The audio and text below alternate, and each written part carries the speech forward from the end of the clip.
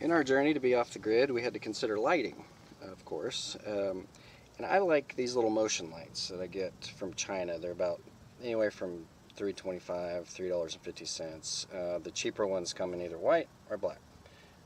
First I bought the black ones, now I like the white ones because they blend into the ceiling, obviously. They have a little plate, you put this plate up, and this has magnets on the back of it that just hold it on. You can use this little sticky pad, but I wouldn't recommend it. Anyway, so another goal of ours is to be off the grid, so you know, we have bought a little battery charger, and I bought this specific one, this TN438 battery charger. It was about $40 to charge the batteries that go in these lights. So the drawback is every week or so we have to replace these lights. The cool thing is that if power goes out on a Tuesday, we just call it a Tuesday because we don't use lights. We just use rechargeable lights. I also started integrating these type of lights. These are about $6. These are about 22-ish.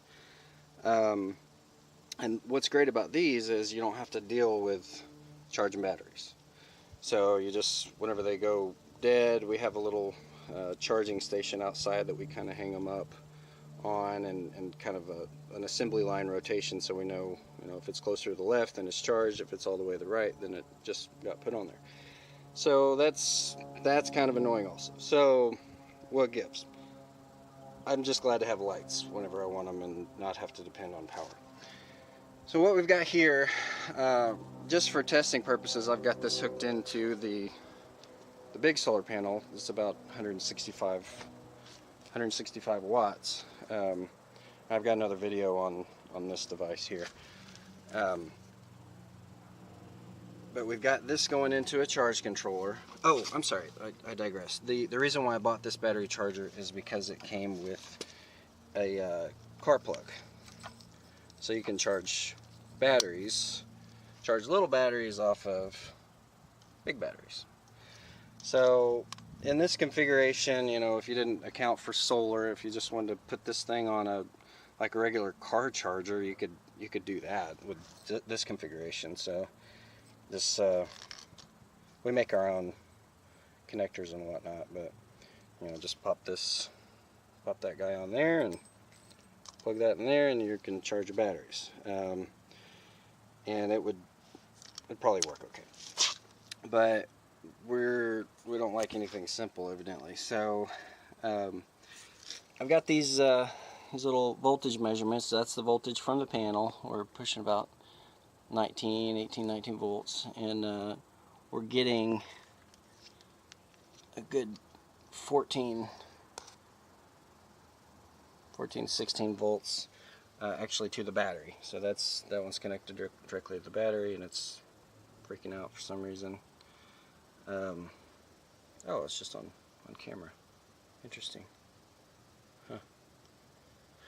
So basically the solar panel is connected into the charge of the charge controller, the solar panel side, obviously, and the battery is connected to the battery here, and we're running the battery charger off of the light portion. And for charging purposes, I like to use this little light thing because it'll cut off the battery whenever it gets down about 10.5, which is still low in my opinion. You shouldn't run a 12 volt battery below 12.1. But so if you don't want to, if this is a little overwhelming to you, I fully understand. And the reason why I got this little light out here is because I keep a light by my charging station inside. So I don't have a solar panel running inside right now. What I've done is just taken this is a power supply for a router. It says it's a 12 volt power supply. It puts out about 17 volts. And this, so just to simplify everything, we could take the solar panel off and connect these from our power supply into the charge portion where the solar panel is. It's voltage is voltage. As long as you don't get it too high. I mean, it's a 12 volt power supply putting out 17 volts. The solar panel was put out about that, so it lines up pretty nicely. So my point is that in your journey to become off the grid, why not start with just microsystems? This is just a battery charging microsystem. You have a single solar panel run to a cheaply charged controller, and the whole purpose of this little microsystem is just to charge batteries. So you'd obviously want to keep a battery in the loop for that, so you can charge batteries at night or whatnot. And then you've got lighting all over the house. The best placement I've found is to put them anywhere from like 16 inches to 2 feet apart. So it's really cool walking through the house and not having to turn on any lights. So that's when they're working, they're amazing. But when you have to replace the batteries, you're popping 3 batteries out, and dead batteries, fill the charger up, and put the new batteries in. But I mean, it's not a big deal, but over time it's like we got to change those out again. So that's why I was kind of moving towards these, but these don't seem to last as long as those. These stay on for 20 seconds, but these stay on for like 30, which I like that. 20 seconds just doesn't seem long enough, but 30 seems to be about perfect before they time out.